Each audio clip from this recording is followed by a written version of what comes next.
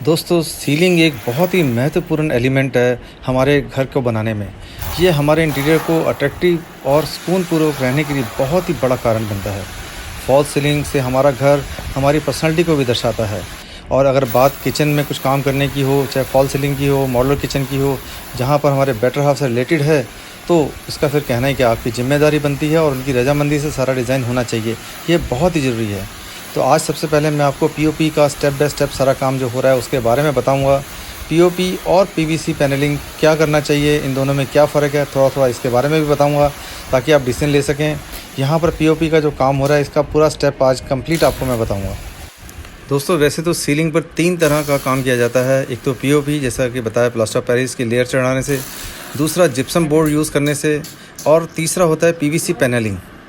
दोस्तों, यहाँ पर भी एक्सप्लेन करता हूँ मैं आपको। यहाँ पर सबसे पहले 6 mm के बोर्ड लगाकर एल पत्ती के माध्यम से सारा का सारा जो फ्रेम बनाना है उसको हैंग करने की तैयारी चल रही है यहाँ पर। और ये दीवारों पर क्रॉस मेंबर लगाए जाते हैं जो कि उस फ्रेम के साथ जुड़ के साइड की वॉल बनाएंगे। दोस्तों, मैं यहाँ पर आपको बता दूं कि जब भी आप कोई पीओपी का काम कराएंगे तो कॉन्ट्रैक्टर से मटेरियल की गारंटी ज़रूर लेनी है, और कौन सा अच्छी क्वालिटी का मटेरियल है, कौन सा अच्छे ब्रांड का मटेरियल है, उससे बात करके वही यूज़ करवाना है। अन्यथा आपकी पीओपी के कराने वाली सारी मेहनत बेकार हो जाएगी और पीओपी जल्दी पीली पड़ जाएगी या क्रैक पड़ जाएगी और इस तरह की प्रॉब्लम्स आनी शुरू हो जाएंगी।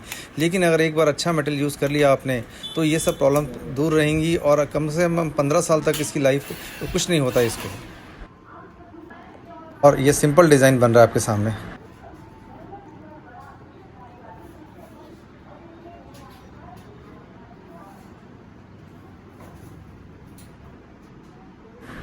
ये जो डिज़ाइन इस तरह का बन रहा है इसको कूप डिज़ाइन बोला जाता है, और इसके अंदर की तरफ एक एलईडी या ट्यूबलाइट की रोशनी लगाई जाती है, जिससे कि वो लाइट सामने नज़र नहीं आती, आंखों पे नहीं पड़ती, लेकिन उसकी जो रोशनी आती है वो बहुत ही अच्छी लगती है।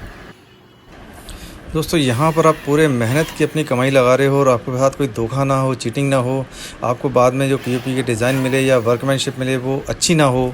इस बात का ख्याल करने के लिए जब भी आप पीओपी का कोई कॉन्ट्रैक्टर हायर करें, उसके साथ बात करें, तो उसके पहले वाले 1 या 2 काम ज़रूर जाके पर्सनली देखें, और अगर हो सके तो उसके ऑनर से वहाँ पर बात करके देखें, बिल्डिंग ऑनर से, कि ये काम कैसा है, आज की डेट में कैसा चल रहा है, कोई लीकेज, कोई क्रैक, कोई पीलापन, कोई ऐसा कुछ दिक्कत तो नहीं आई है। ये बहुत ज़रूरी है किसी भी काम के लिए जब भी आप कोई पीओपी का कॉन्ट्रैक्टर दें, वरना आपका सारी मेहनत आपका और आपका सारा पैसा धुल सकता है। दोस्तों, साथ साथ मैं आपको एक्सप्लेन भी करता जाऊँ पीओपी का प्रोसेस। अब तक आपने देख लिया कि सबसे पहले ड्रिलिंग हुई है, फिर एल पत्ती के माध्यम से वहाँ पर एक चैनल लगाया गया है जो कि मेन फ्रेम को होल्ड करेगा, और साइड में क्रॉस लगाए गए हैं जो कि कूप का एरिया बनाएंगे।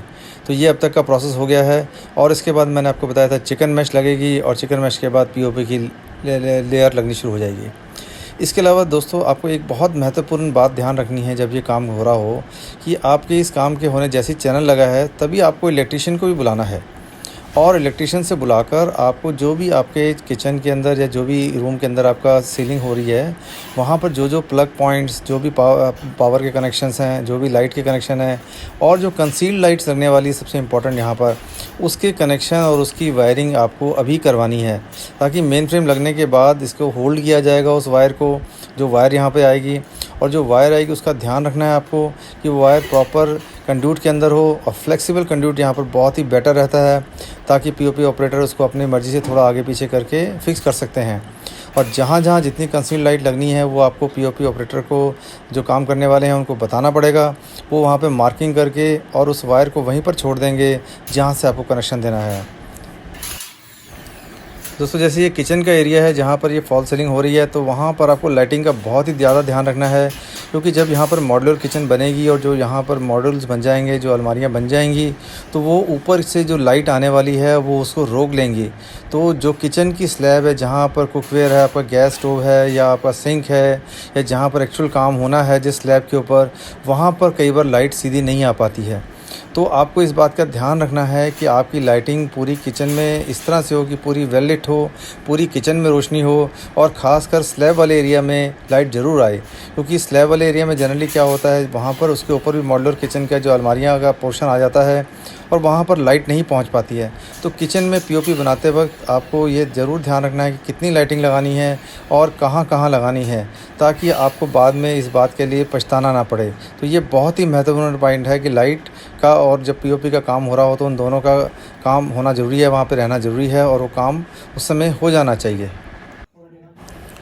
दोस्तों, किचन में टोटल कितने पावर प्लग, कितने पॉइंट्स मिलने चाहिए ताकि जब किचन के अंदर प्रॉपर लाइटिंग और जो भी अप्लायंसेस चलानी है उसके लिए पावर प्लग पास मिल जाएं। तो इसके लिए भी मैंने अलग से एक वीडियो बनाई है, वो मैं छोटा वीडियो है, वो अलग से आपको दिखाऊंगा, नहीं तो ये वीडियो बहुत लंबा हो जाएगा। अभी ये वीडियो अराउंड 14 मिनट्स का है, लेकिन ये वीडियो बहुत ही देखने लायक है।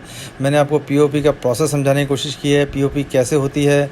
अब पीओपी के प्राइसिंग के बारे में भी बात करेंगे और इसके बाद आपको पीओपी और पीवीसी पैनल इन दोनों के बारे में, उन दोनों कंपैरिजन प्लस माइनस पॉइंट भी साथ साथ थोड़े थोड़े बताऊँगा, ताकि आपको लोग ये ना कहें जी आपने पीओपी करवा लिया, पीवीसी करवा लेते। बाद में लोग आके कहते हैं कई लोग, यार पीवीसी पैनल सस्ता था, वो बहुत अच्छा था। तो उसके बारे में मैं आपको बताऊंगा ताकि आप इसका जवाब कॉन्फिडेंस से दे सकें किसी को भी। ये देखिए सामने वीडियो में दोस्तों, पीओपी की लेयर मुर्गा जाली जो बोलते हैं, चिकन मैश बोलते हैं, उसके ऊपर लगनी शुरू हो गई है और ये अमूमन 10 से 12 mm तक लेयर लगाएंगे।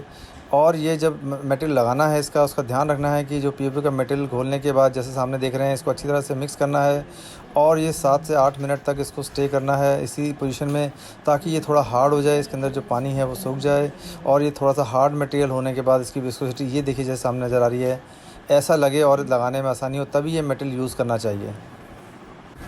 दोस्तों, मैं यहाँ पे आपको बता दूँ कि जो प्लास्टर ऑफ पेरिस है जिप्सम से बनता है। जिप्सम को जब हीट किया जाता है अराउंड 150 डिग्री में, तो इसमें से जो पानी का मॉलिक्यूल निकल जाता है और ये पाउडर फॉर्म में रहता है और इसका नाम हो जाता है उस समय कैल्शियम सल्फेट डाइहाइड्रेट, जिसका कि फार्मूला होता है CaSO4 2H2O। और जब हम इसको पीओपी के फॉर्म में यूज़ करना चाहते हैं, इसमें पानी मिलाते हैं, इसको घोलते हैं, थोड़ा सेटल करते हैं, तो ये इसके पानी के मॉलिक्यूल इसके अंदर मिलने से ये फिर इसको हम यूज़ कर पाते हैं पीओपी की तरह। एक पेस्ट के रूप में इसको यूज़ किया जाता है। चलिए दोस्तों, साथ साथ अब हम पीओपी और पीवीसी पैनलिंग दोनों के बारे में बात कर लेते हैं कि पीओपी की सीलिंग और पीवीसी की सीलिंग में क्या फ़र्क है, क्या एडवांटेज है, क्या डिसएडवांटेज है और दोनों के क्या प्राइस हैं, वो भी मैं इसमें आपको शेयर करके बताता हूँ। देखिए दोस्तों, पीवीसी की जो पैनल है, पीवीसी का जो है पॉलीविनाइल क्लोराइड जिसका नाम है, ये प्लास्टिक है। इसकी जो लाइफ बहुत अच्छी है, इसको लगाना बहुत जल्दी है हो सकता है, ये लाइट वेट है और इसको मेंटेन करना भी बहुत इजी है। सबसे बड़ी बात कि पीवीसी के अंदर पानी का कोई असर नहीं होता। जहाँ पर भी आपके पास सीलन का कोई इशू है, वहाँ पर पीवीसी पैनल बहुत ही अच्छा साधन उपलब्ध है। वहाँ पर आप चाहे पीओपी को सेकंड नंबर पे दे सकते हो और पीवीसी को प्रेफरेंस फर्स्ट कर सकते हो, क्योंकि जैसा कि मैंने बताया, अभी आपको एक्सप्लेन किया, मैंने इसीलिए एक्सप्लेन किया था कि पीओपी जो प्लास्टर ऑफ पेरिस जो जिप्सम है, इसके अंदर पानी आते ही, पानी का मॉलिक्यूल इसमें ऐड होते ही ये डम्पनेस आ जाती है, देख रही है, और ये पेस्ट फॉर्म में फिर बनना शुरू हो जाता है और ये आपकी मेहनत को ख़राब कर सकता है, आपके डिज़ाइन को ख़राब कर सकता है। अगर आपके एरिया में डम्पनेस है, सीलन आती है या आपको कोई पानी आने की संभावना है। दोस्तों, अगर पीओपी की हम एडवांटेज की बात करें तो पीओपी देखने में बहुत अच्छा लगता है, हाँ, लेकिन ये टाइम ज़रूर लेता है इसको काम करने के अंदर। जहाँ पर पीवीसी अगर मान लो 2-3 घंटे के अंदर लग सकती है एक छत के अंदर, मान लो 8 बाई 8 की किचन है, 10 बाई 10 की किचन है, वहाँ पर पीओपी का काम होने में 2 से 3 दिन लग सकते हैं। और ये थोड़ा बल्कि ज़रूर होता है, लेकिन लगने के बाद इसमें कोई दिक्कत नहीं आती है।